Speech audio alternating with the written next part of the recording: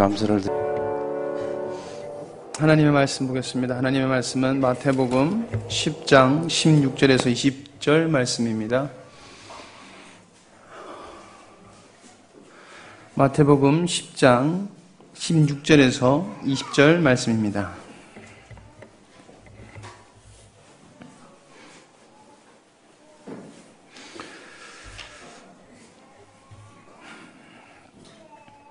교독하도록 하겠습니다. 보라, 내가 너희를 보냄이 양을 이리 가운데로 보냄과 같도다. 그러므로 너희는 뱀같이 지혜롭고 비둘기같이 순결하라.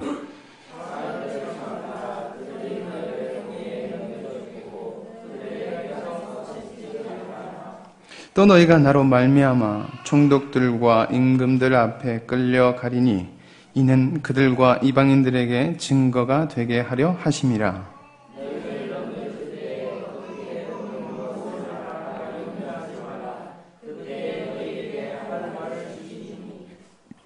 같이 읽겠습니다. 시작. 말하는 이는 너희가 아니라 너희 속에서 말씀하시는 이 곧 너희 아버지의 성령이시니라. 아멘. 이 시간에 양의 능력이라는 말씀을 가지고 우리 함께 말씀을 나눠보도록 하겠습니다. 양의 능력. 여러분, 올해가 양띠입니다. 청량띠라고 그러더라고요. 그렇죠? 청량띠. 우리 예성이가 이제 청량띠입니다. 우리 예나의 띠를 혹시 아시는 분 계십니까? 몇 년 전에 아주 어마어마한 띠라고 뉴스에서 대서 특필하고 그랬는데 용띠입니다. 우리 예나는 용띠. 그것도 흑룡띠. 또 흑룡띠에 태어나는 애들이 기가 세다고 그러더라고요. 안 들어보셨습니까? 그래서 흑룡띠 50년 만에 한 번 오는 흑룡띠에서 어마어마하게 기센 띠다. 뭐 그런 얘기가 있더라고요. 그래서 우리 예나가 굉장히 강한 것 같아요.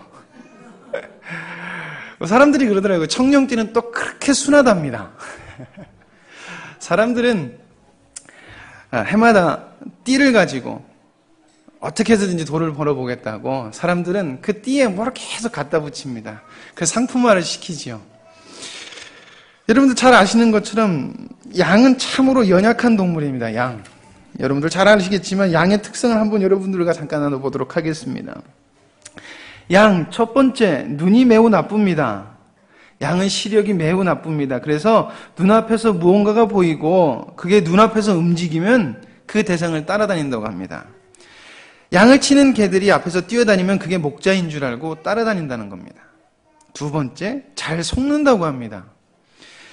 양떼 형편없는 분별력 때문에 야생개들이 그것을 잘 알아서 그걸 이용해가지고 어떻게 하냐면 교묘하게 좁은 골목으로 양을 인도한답니다. 그리고 양들을 잡아먹었다고 합니다. 그거를 보고 훈련시킨 게 양을 치는 개입니다. 그 양의 습성을 개한테 훈련시켜서 양을 모는 게. 그래서 양을 개들이 보면은 쭈르륵쭈르륵 모는 거 여러분 텔레비전에서 보셨죠? 그렇게 양은 멍청하다고 합니다. 잘 속는다고 합니다. 양은 세 번째, 양은 잘 넘어진답니다. 그리고 넘어지면 일어나기가 힘들답니다. 양의 다리가 되게 단단하다고 합니다. 단단하다고 합니다. 여러분들 혹시 텔레비에서, 인터넷에서 그런 거 보신 적 있습니까? 양 앞에서 갑자기 우산을 팍 펴면은요, 양들이 툭 넘어지는 게 아니라 벌러덩 자빠집니다. 양이 다리를 하늘로 속해서 이렇게 벌러덩 자빠져요. 우산을 탁 펴는 순간 벌러덩. 그러면 잘 못 일어난답니다. 그래서 목자가 와서 일으켜줘야 된답니다. 네 번째, 방향 감각이 없답니다.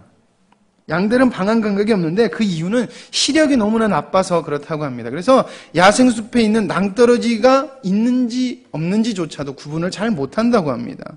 그리고 무조건 그쪽 앞으로 전진을 한다고 합니다. 그래서 양은 반드시 목자가 있어야지 생존을 할 수 있다고 합니다. 다섯 번째, 양들은 자기 자신을 방어를 하지 못한다고 합니다. 자기 자신을 보호할 능력이 전혀 없습니다. 잘 속고 눈도 안 보이고 속도도 느리기 때문에 반드시 누군가가 양을 지켜줘야 된다고 합니다. 그리고 여섯 번째, 양은 정말 이기적이다고 합니다. 그리고 멋대로다고 합니다. 새끼 양들이 배고파서 어미 양에게 다가가서 우유를 먹으려고 하면은 양들은 자기가 귀찮으면 내팽개치고 도망을 간답니다. 온순한 것 같지만 실은 상당히 이기적인 면이 있다고 한답니다. 목자가 없으면 양은 각자 자기 먹을 것을 찾아서 이리저리로 헤맨다고 합니다. 그런 것이 바로 여러분들도 많이 들어보셨죠? 이 양의 특성. 한번 되새겨 드리는 것입니다. 이렇게 어리석은 게 양이라고 합니다.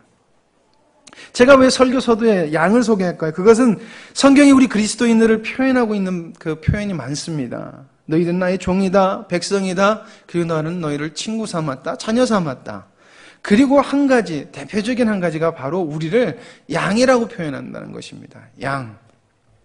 이것은 무엇을 말하냐면은 목자와 양의 관계를 통하여서 하나님과 당신의 백성을 표현하고자 하셨기에 하나님은 우리를 양이라고 말씀하셨다는 것입니다. 양의 습성상 목자의 절대적인 필요성을 하나님께서는 우리에게 이야기하고 계셨다는 것입니다. 근데 우리뿐만이 아니라 예수님 또한 양이라고 소개를 하고 있습니다. 양. 요한복음 1장 29절 이튿날 요한이 예수께서 자기에게 나오심을 보고 이르되 보라 세상 죄를 지고 가는 하나님의 어린 양이로다. 여러분 왜 우리는 예수님이 어린 양이 되셔야 되는지 우리는 잘 알고 있습니다. 왜냐하면 번제물로 당신 자체가 제물이 되셔야 되기 때문에 세상 죄를 다 지고 대속물로 자기를 드리셔야 되기 때문에 어린 양이라고 표현하는 것을 알고 있습니다. 그런데 그것은 단순히 어린 양, 그 제물로서의 의미만 내포하는 것이 아니라 예수님이 어리석은 양의 삶을, 어린 양의 삶을 그대로 사셨다는 것입니다. 또한 끝까지 잘 들으셔야 됩니다. 지금까지 들으면은 예수님은 멍청했고 미련했다 이렇게만 들리는 것이기 때문에 같이 잘 들으셔야 됩니다. 사도행전 8장 32절에서 33절 말씀입니다. 읽는 성경 귀절은 이것이니 일러스되 저가 사지로 가는 양과 같이 끌렸고 털 깎는 자 앞에 있는 어린 양의 잠잠함 같이 그 입을 열지 아니하였도다. 낮을 때에 공변한 판단을 받지 못하였으니 누가 가히 그 세대를 말하리요 그 생명이 땅에서 빼앗김이로다 하였거늘. 왜 예수님은 당신의 제자들을 파송하시면서 왜 제일 능력 없는, 제일 미련하다고 여겨지는 그 양을 비유로서 내가 너희를 양으로서 세상에 예보낸다. 이리 가운데 보내는 양 같다라고 이야기를 하셨을까요? 그러기 위해서는 우리는 예수님이 공생애 동안 어떠한 인생을 사셨는지 우리는 잘 알아야 된다는 것입니다. 예수님은 단순히 자기를 대속 제물로 드리기 위해서 양이란 표현을 산 것이 아니라 양으로서의 그 삶으로 말미암아 하나님이 받으시기 합당한 인생을 사셨다는 것입니다. 공생애를 사셨다는 것입니다. 그렇다면 우리가 예수 그리스도를 닮아가야 하는 그리스도인으로서 예수님은 우리를 보고 양이라고 하셨기 때문에 우리도 예수님과 동일한 삶을 살아야 된다는 것입니다. 그래서 이 시간은 우리가 함께 예수님이 어떻게 양으로서 순종하고 사셨는지 한번 나눠보도록 하겠습니다.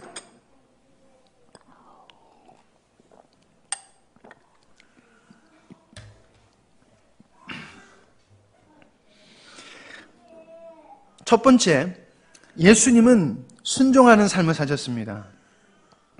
예수님은 여러분 하나님이십니다. 그러나 하나님은 공생의 기간 동안 단 한 번도 당신의 신적 능력을 발휘하신 적이 없습니다. 잘 들으셔야 됩니다.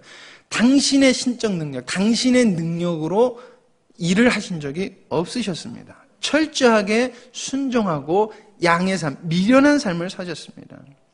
여러분 우리가 너무나 잘 알고 있습니다. 예수님은 순종 그 자체의 인생을 사셨습니다. 순종 그 자체. 그래서 예수님의 순종은 절대적인 순종입니다. 절대적인 순종.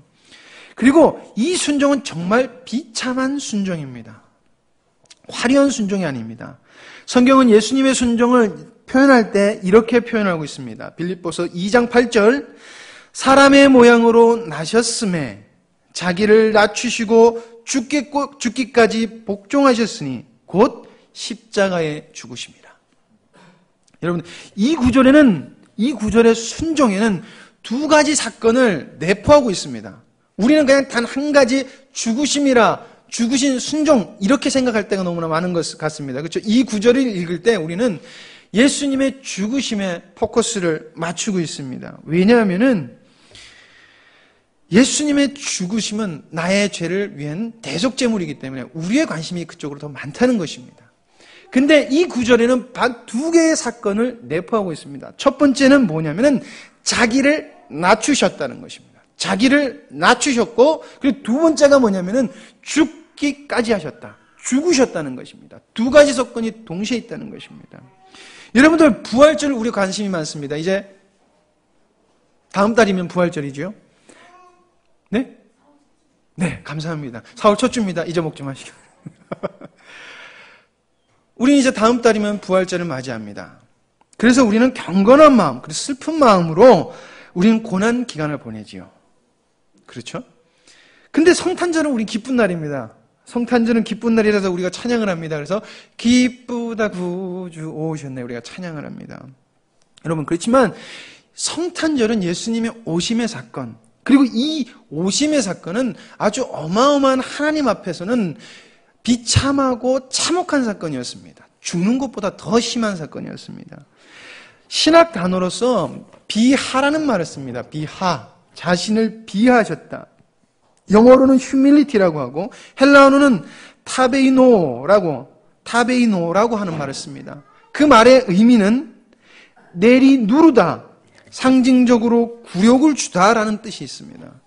그리고 이 말의 어원은 타페이노스라는 말로서 짓눌린, 즉 상징적으로 굴욕감을 느끼는 상태, 천한, 낙담시키는 것, 초라한 것, 낮은 등급, 그리고 겸손한이라는 의미를 갖고 있습니다.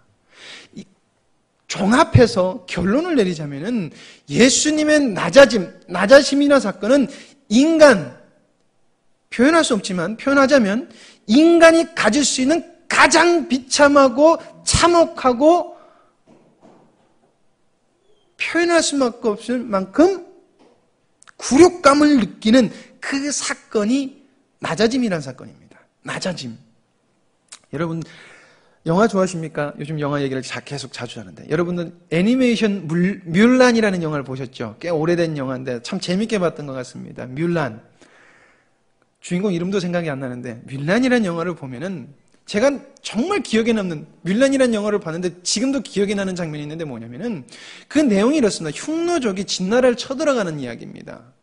그래서 흉노족의 장군, 그러니까 우두머리가 결국 우여곡절 끝에 거기 앞에 황제 앞에 가서 칼을 겨눌 수 있는 그 상황까지 갑니다. 그렇게 흉노족의 우두머리가 칼을 가지고 황제를 인질로 삼고 황제에게 칼을 거누면서 이렇게 얘기를 합니다. 나에게 절을 해라. 그러면 내가 너를 살려주겠다. 이렇게 이야기를 합니다. 그때 보면은 흉노족의 그 우두머리는 아주 덩치가 어마어마하게 큽니다. 근데 거기서 황제, 여러분 기억나죠? 황제는 아주 보잘것없이 비리비리한 사람입니다.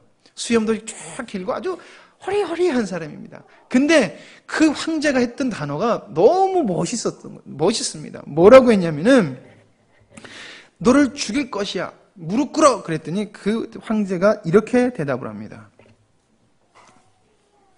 태풍이 세게 분다고 태산이 흔들릴 수 없는 법. 이렇게 이야기를 합니다. 아, 멋있죠? 태풍이 세게 분다고 태산이 흔들릴 수 없는 법. 딱 이 말을 하자마자 흉노족의 우두머리가 너무 분노하면서 죽이려고 들고 그리고 사건이 전개가 됩니다. 다른 뮬란의 많은 이야기들이지만 전 이게 굉장히 기억에 남더라고요. 근데 설교를 준비하는데 이 단어가 딱 생각나는 거예요. 사람들은 자기 자신의 자존심, 자기 자신의 지위를 지키기 위해서 사람들은 목숨을 쉽게 버립니다. 왜냐하면 명예는 자기 자신을 죽여서라도 뺏기기 싫은 것이거든요. 많은 사람들이 자기의 지위가 높은 지위에서 갑자기 낮아지면은 자살하는 사람들을 우리는 텔레비에서 많이 봅니다. 자기 지위가 굉장히 높았는데 거기에 흠집이 나거나 비참한 상태로 내려가면 사람들이 자살을 합니다. 그만큼 자기가 가지고 있는 권력, 이 위치는 사람들이 자기 목숨과도 바꾸기 싫어한다는 것입니다. 그런데 하나님이신 예수님께서 낮아지시고 이 땅에 오셨다는 것입니다. 그뿐만이 아니라 힘없는 양처럼 사셨고 그리고 힘없이 양처럼 끌려가셔서 죽으셨다는 것입니다. 이런 인간의 관점으로 봤을 때는 매우 어리석고 누구도 따라가고 싶지 않은 삶입니다. 그렇지 않습니까? 여러분, 그러나 이 순종, 낮아짐으로 시작하여서 죽음까지 이르는 이 순종은 여러분 하나님의 뜻을 이룰 수 있는 능력을 하나님으로부터 받는 순종이었다는 것은 여러분들 기억하셔야 될 줄 믿습니다. 그리고 바로 이것이 예수님 어린 양의 능력이었다는 것입니다. 예수님께서 이 순종, 즉 이 땅에 오셔서 자기를 낮추시고 부인하시고 하나님의 인도하심을 따라 죽임을 당하신 이 순종, 이 당신의 이 순종을 따라 사는 자에게 하나님은 승리하는 삶을 살게 하실 것입니다. 양의 능력자가 되어 주실 것입니다. 예수님에게 하셨듯이 바로 그리고 이것이 양의 능력인 것입니다. 자신에게 능력이 있지만 자신이 지금 자신의 존재가 누군지 분명하게 알았고 그리고 그 능력이 있음에도 그 능력을 발휘하지 않으시고 순종하여 목자가 인도한 대로 간 예수님의 순종 우리는 기억해야 될 줄 믿습니다. 그리고 우리가 이 길을 따라갈 때 바로 하나님의 능력이 우리의 능력이 될 것입니다. 두 번째로 예수님은 죽으셨다는 것입니다. 죽으셨다는 것. 예수님은 태어날 때부터 죽을 운명을 가지고 안고 태어나셨습니다. 우리 모두 다 죽을 운명이긴 하죠. 늙어 죽든 어떻게 죽든. 예수님은 목적을 가지고 태어나셨는데 그 목적이 죽는 것입니다. 이처럼 예수님이 죽으셨다는 것은 우리도 죽어야 할 운명이 있다는 것입니다. 우리도 죽어야 된다는 것입니다. 여러분, 우리는 예수님이 우리 죄를 위해서 돌아가신 것을 알고 있습니다. 그리고 이 죽음은 우리도 예수 그리스도와 함께 죽는다는 것을 우리가 알고 있습니다. 근데 지금 제가 말씀드리는 것은 예수 그리스도의 십자가의 사건이 우리의 죽음도 내포하고 있다라는 것을 의미하고 있는 것이 아닙니다. 비슷하지만은, 내포하고 있지만은 조금 다른 것을 이야기하고 저는 말씀드리고 싶습니다. 제가 말씀드리는 것은 예수 그리스도께서 죽으신 것 같이 우리도 죽어야 된다는 것입니다. 죽음의 절대성을 우리는 갖고 있다는 것입니다. 죽어야 된다는 것입니다. 제가 인터콥에 집회를 참석한 적이 있습니다. 청소년 집회, 청소년 세미나를 참석한 적이 있습니다. 그때 인터콥 청소년부, 청년부 총간사님이 오셔서 저희들에게 세미나를 해주셨습니다. 세미나를 2시간을 하시더라고요. 2시간 동안 프레젠테이션 딱 띄워놓고 프로젝트 띄워놓으시고 그리고 2시간 동안 분석하셔서 이 시대가 정말 문제이다 저희들한테 참석한 사람들에게 설명을 드리고 이해를 시키고 아주 심각성을 우리에게 잘 말씀해 주셨습니다.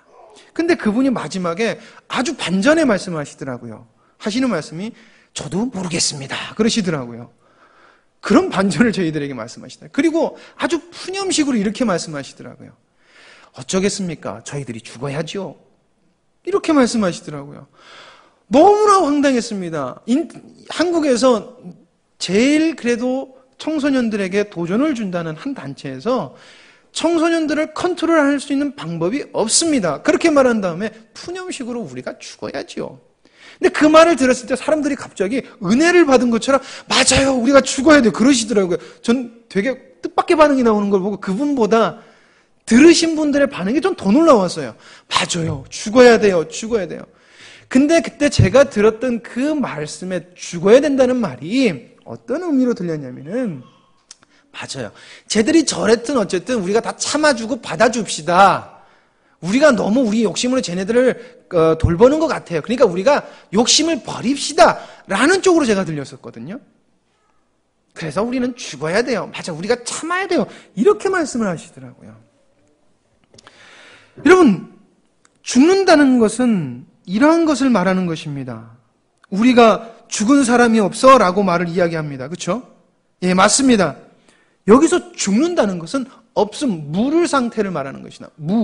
없어지는 상태를 말하시는 것입니다. 여러분, 예수님께서는 능력이 있으셨던 분입니다. 하나님이셨습니다. 그러나 예수님은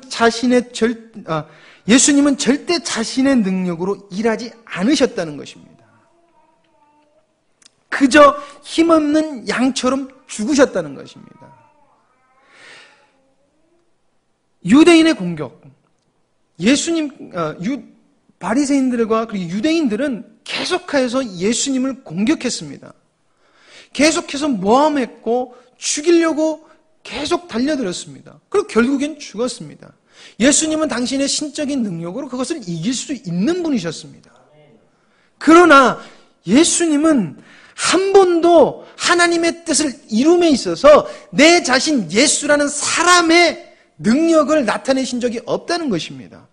오직 하나님의 능력만 나타내셨다는 것입니다. 이것이 죽는다는 것입니다, 여러분. 사람들은 말을 합니다. 우리는 불가능해. 그래서 주님만이 하셔야 돼. 그러면 세상이 무엇이라고 이야기하든지 무엇이라고 나를 공격하든지 우리는 어떻게 해야 됩니까? 그냥 죽어야 된다는 것입니다. 그냥 죽어야 된다는 것. 거기에 반응을 해서는 안 된다는 것입니다. 사람들이 이렇게 얘기를 합니다. 우리가 한번 해결해 봅시다. 그래서 단체를 만들고 그룹을 만들고 사람들이 문제 해결을 하려고 합니다. 그리고 이렇게 말을 합니다. 이것도 영적 전투야 라고 말을 합니다. 그러나 그 속에는 자신들의 힘을 나타내고자 함이 있다는 것입니다. 여러분, 절대 우리는 우리의 힘으로 세상을 맞서서는 안 될 것입니다. 절대 우리가 세상하고 맞서서는 안 됩니다. 예수님께서 말씀하십니다. 내가 너희를 보냄이 이리 가운데 양으로 보내는 것 같아. 그럼 뭐냐면은 너희는 양으로 가서 거기서 죽어라는 뜻입니다. 근데 거기서 내 생각과 내 뜻과 내가 할 줄 아는 것이 있다고 이런 나도 할 수 있어라고 우리도 달려듭니다. 그리고 그 모습은 어떤 모습으로 변하냐면은 이리의 모습으로 변한다는 것입니다. 그러면 그것이 일입니까? 양입니까? 일입니다. 예수님이 이리 가운데 양을 보냈는데 얘가 양으로서 죽어야 되는데 이리로 변해버리고 마는 것입니다. 지금 무엇을 말씀하시는 줄 아시겠죠? 우리는 예수 그리스도가 양처럼 죽으셨던 것처럼 우리도 양처럼 죽어야 된다는 것입니다. 그것이 죽는 것입니다. 이것이 죽는 것입니다. 이렇게 죽었을 때 예수님의 죽으심을 모든 승리로 바꾸신, 모든 것을 단 한 번의 완벽한 승리로 만드신 예수 그리스도의 능력이 양의 능력이 된다는 것입니다. 그것이 바로 양의 능력이요 우리의 능력이라는 것입니다.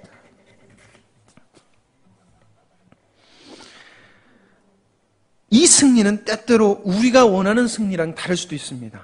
우리가 생각하는 결과랑 다를 수도 있습니다. 그러나 어떠한 결과가 오든지 우리는 감사하면 되는 것입니다. 그것이 양이 하면 되는 것입니다. 로마서 1장 16절 말씀입니다. 내가 복음을 부끄러워하지 아니하노니 이 복음은 모든 믿는 자에게 구원을 주시는 하나님의 능력이 됨이라. 첫째는 유대인에게요 또한 헬라인에게로다. 세상 사람들에게는 복음은 미련한 것입니다. 왜? 양처럼 능력이 있을 때도 죽으시니까. 유대인들이 예수님을 따랐던 이유는 단 한 가지입니다. 능력 보고 따랐던 것입니다. 근데 예수님이 죽겠다라고 말하자 모든 비난과 모든 모욕이 예수님에게 향합니다. 근데 복음은 미련하고 우스운 것처럼 보이지만 이것은 하나님의 능력임을 우리는 믿어야 될 줄 믿습니다. 왜냐하면 예수님은 한마디 변명도 없이 억울하게 십자가에 달려 돌아가셨습니다. 세상의 원리로는 그리스도인들의 삶은 우스운 것이 되어야 됩니다. 우스운 것이 되어야 됩니다. 때로는 미련하다는 소리를 들어야 되는 것입니다. 그러나 비록 이러한 비난과 놀림을 당한다 하여도 죽은 자로 있는 것, 양처럼 죽임을 당하게끔 가만히 있는 것, 이것들이 진짜라고 이리로 변하지 않는 것, 바로 이것이 하나님의 능력을 나타내는 진정한 죽음임을 우리는 기억해야 될 것입니다. 여러분, 최춘선 할아버지 아시죠? 혹시 기억하십니까? 최춘선 할아버지. 오늘 마지막 찬양 보면은 오직 주의 사랑에 매여, 이 찬양. 팔복이었죠. 팔복, 효나 맞지? 팔복. 기억 안 나냐? 최춘선 할아버지라는 분이 계셨습니다. 이 할아버지는 서울 지하철에서 맨발로 예수천당 불신지옥, 진짜 유관순, 진짜 이순신, 와이나투 코리아, 이렇게 말도 안 되는 말을 외치셨던 할아버지십니다. 근데 그 할아버지가 미친 사람처럼 보였지만 이 할아버지는 일제시대 때 이 김포에 어마어마한 땅을 가지고 계셨던 분이고, 배운 거라고 치면은 김구 선생님, 뭐 이런 분들 있지 않습니까? 이승만 대통령과 같은 그런 배움을 받으신 아주 똑똑하신 분이셨습니다. 근데 그분이 죽을 병에서 하나님께서 고침을 받으신 다음에 하나님의 그 사랑이 너무 감격하고 하나님의 음성을 따라 하나님이 시키는 대로 지하철에서 맨발로 걸어 다니시면서 외치십니다. 주님의 미련한 사람으로, 미련한 자로 살아가십니다. 근데 제가 그 영상을 보다가 펑펑 운 사건이 있는데 무엇이냐면은 그 할아버지가 주님의 음성을 따라 살아갈 때 세상 사람들이 보니까 다 미친 사람이거든요. 그러니까 영몬들이 와가지고 그 할아버지를 질질질 끌고 나가요. 양쪽에 팔을 잡고 질질질 끌고 나가요. 그때 맨발이 이렇게 직직직 끌리면서 끌고 나가는데 얼마나 마음 아픈지 눈물이 펑펑 나더라고요. 그분 그리고 몇 년 있다가 돌아가셨습니다. 미련합니다. 그러나 그곳에는 진정한 하나님의 능력이 있을 것입니다. 우리가 그 인생, 때로는 미련하고 저 미친 사람 아니야? 라고 느끼는 그 사람, 세상 사람들이 그렇게 말하는 인생을 우리도 살아야 될 것입니다. 이것이 죽는 삶임을 우리는 기억해야 될 줄 믿습니다. 세 번째로 여러분들 기억해야 되는 것은 예수님은 부활하셨다는 것입니다. 정말 가장 중요한 것입니다. 부활하셨다는 것입니다. 사단은 예수님을 십자가에 못 박자 승리했다고 여겼을 것입니다. 그러나 예수님이 부활하심으로 사단의 권세가 단번에 해결되셨습니다. 패배해버리고 맙니다. 부활은 그리스도인에게 가장 중요한 사건입니다. 예수님께서 부활하셨다는 것은 예수님께서 어린 양처럼 순정하여 죽으신 후 부활하심으로 말미암아 그리스도를 믿고 그리스도를 따라 양처럼 순정하여 죽기까지 가는 그들에게 너희들도 나처럼 부활할 거야. 나의 부활의 능력이 너희들 거야 라고 하나님께서 주시는 사건이기 때문인 것입니다. 로마서 1장 4절 말씀입니다. 성결의 영으로는 죽은 가운데서 부활하여 능력으로 하나님의 아들로 인정되셨으니 곧 우리 주 예수 그리스도시니라. 예수님의 모든 행적은 예수를 구주로 영접하는 자에게 주어지는 삶이고 그리고 능력입니다. 예수님의 모든 행적, 부활까지요. 예수님께서 부활하심으로 하나님의 아들로 인정이 되셨습니다. 그리고 우리가 예수를 주로 삼고 예수의 영이 인도하심을 따라 살면 우리도 하나님의 아들이 되는 것입니다. 왜? 부활은 예수님께서 아들로서 인정이 되는 사건이셨기 때문입니다. 하나님의 뜻을 모두 이루어드린 완벽한 아들로 인정되셨다는 것입니다. 근데 그 삶을 우리도 살게 해 주시겠다는 약속이 바로 예수 그리스도의 부활의 사건에 담고 있는, 내포하고 있는 내용인 것입니다. 여러분, 이것이 우리의 노력으로 되는 것입니까? 아닌 것입니다. 하나님께서 작정하신 섭리로 되는 것입니다. 그리고 그것을 우리가 은혜라고 부르는 것입니다. 그래서 베드로전서 1장 3절에서 7절 말씀에 이렇게 말하고 있습니다. 찬송하리로다. 우리 주 예수 그리스도의 아버지 하나님이 그 많으신 긍휼대로 예수 그리스도의 죽은 자 가운데서 부활하심으로 말미암아 우리를 거듭나게 하사 산 소망이 있게 하시며 썩지 않고 더럽지 않고 쇠하지 아니하는 기업을 있게 하시나니 곧 너희를 위하여 하늘에 간직하신 것이라. 너희가 말세에 나타나기로 예비하신 구원을 얻기 위하여 믿음으로 말미암아 하나님의 능력으로 보호하심을 입었나니 그러므로 너희가 이제 여러 가지 시험을 인하여 잠깐 근심하게 되지 않을 수 없으나 오히려 크게 기뻐하도다. 너희 믿음의 시련이 불로 연단하여도 없어질 금보다 더 귀하여 예수 그리스도의 나타나실 때 칭찬과 영광과 존귀를 얻게 하려 함이라. 여러분들, 예수 그리스도의 삶 그 자체가 하나님께서 우리도 그렇게 인도해 가시겠다는 작정인 것입니다. 그리고 그 부활의 모든 것을 담고 있다는 것입니다. 예수님의 부활은, 이 부활은 우리의 능력입니다. 바로 이것이 양의 능력입니다. 절대 세상이 공격한다고, 이리가 공격한다고 이리의 모습으로 달려들지 않는 것. 왜 교회에 많은 문제가 있습니까? 이리처럼 달려드는 사람에게 이리처럼 대꾸를 합니다. 그러니까 우리도 이리가 되는 것이지요. 그러나 우린 기억해야 됩니다. 예수님께서는 우리를 이리 가운데 양으로 보내셨습니다. 그리고 어떻게 승리하실지 성령님을 통하여서 인도하시겠다. 무슨 말을 하겠다라고, 무슨 말을 할지 내가 가르쳐 주겠다라고 약속을 하십니다. 그럼 그것은 좋고 나쁨을 따지는 것이 아니라 순종하고 나가야 되는 것입니다. 그렇게 순종하고 나갔을 때 예수 그리스도가 승리하셨던 것처럼 우리도 승리하는, 제일 미련한 양이 제일 거룩한 존재가 될 수 있는 그 기적을 우리 삶 속에서 만들어 가시겠다는 것입니다. 결론을 내리고자 합니다. 양은 능력이 없습니다. 양은 능력이 없습니다.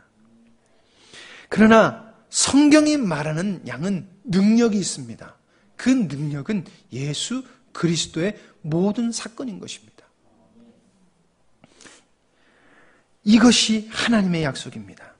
구약성경 시편 23편, 그리고 79편, 80편, 35편, 이사야서 40장 11절, 예레미야 23장 1절, 에스겔에서 34장 1절에서 2절 말씀, 스가랴서 말씀.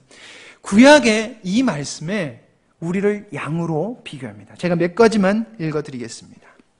시편 23편은 여러분들 잘 아십니다. 여호와는 나의 목자시니 내게 부족함이 없으리로다 라는 말씀입니다. 시편 79편 13절 말씀. 우리는 주의 백성이요 주의 목장의 양이니 우리는 영원히 주께 감사하며 주의 영예를 대대에 전하리로다.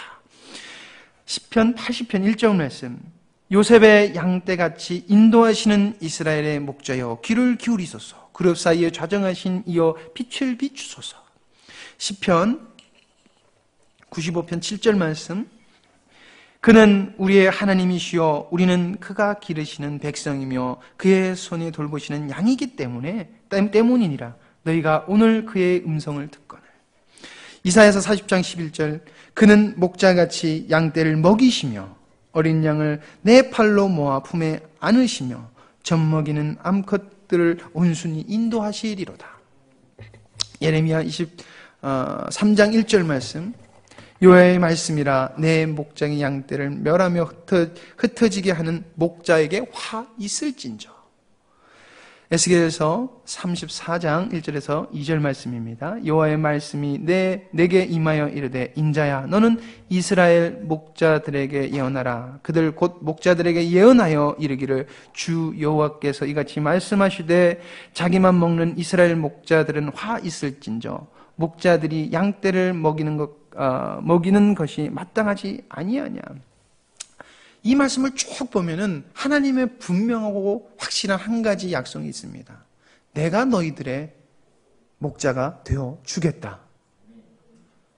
내가 너희들의 목자가 되어 주겠다. 아니다. 내가 너희들의 목자다. 그래서 거짓 목자는 화 있을 것이다. 화 있을 것이다. 하나님은 구약에 이렇게 약속하십니다. 그리고 지금 우리에게 이렇게 말씀하십니다. 히브리서 13장 20절에서 21절 말씀입니다. 양의 큰 목자이신 우리 주 예수를 영원한 언약의 피로 죽은 자 가운데서 이끌어내신 평강의 하나님이 모든 선한 일에 너희를 온전케 하사 자기 뜻을 행하게 하시고 그 앞에서 즐거운 것을 예수 그리스도로 말미암아 우리 속에 이루시기를 원하노라. 영광이 그에게 세세 무궁토록 있을지어다. 아멘. 여러분들, 이것이 바로 하나님이 지금 우리에게, 우리 삶 속에 주는 약속이신 것입니다. 여러분들, 우리는 양인 것을 잊지 말아야 되는 것입니다. 비록 내가 잘난 것이 있다 할지라도 주님께서 가만히 있어 하면은 양처럼 죽는 자리까지 순종해야 되는 것이 저희들입니다. 세상이 공격한다고 나도 능력 있어 나의 능력을 나타내는 것은 이리로 돌변하는 것입니다. 그들을 하나님은 내 자녀라고 말씀하지 않으실 것입니다. 여러분들, 다시 한 번 더 기억하길 원하십니다.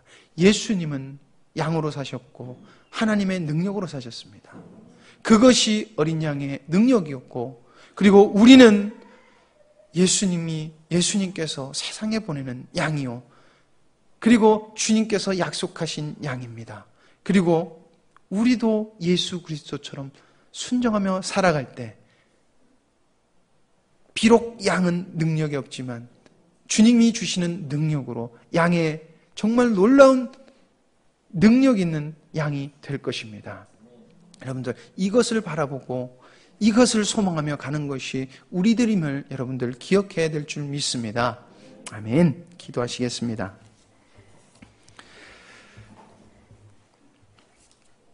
하나님 아버지, 감사합니다.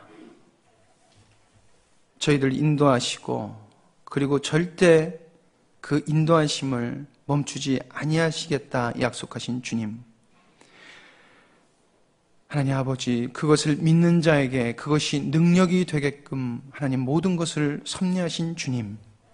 하나님, 그 주님의 섭리와 말씀을 믿습니다.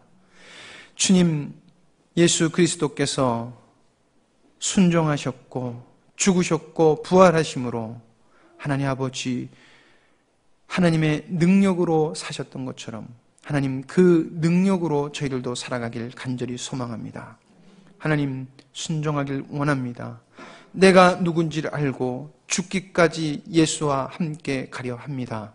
하나님, 인도하여 주시옵소서. 주님의 능력이 나의 능력이 되길 원합니다. 하나님, 우리가 누군지 날마다 깨닫게 하여 주시옵소서. 아버지 하나님, 그렇게 삶으로 말미암아 정말 이 땅에서 주님이 주시는 은혜와 평강이 우리에게 있기를 간절히 소망합니다. 주님, 인도하여 주시옵소서. 모든 것을 주님께 맡겨오며 예수님의 이름으로 기도드립니다. 아멘.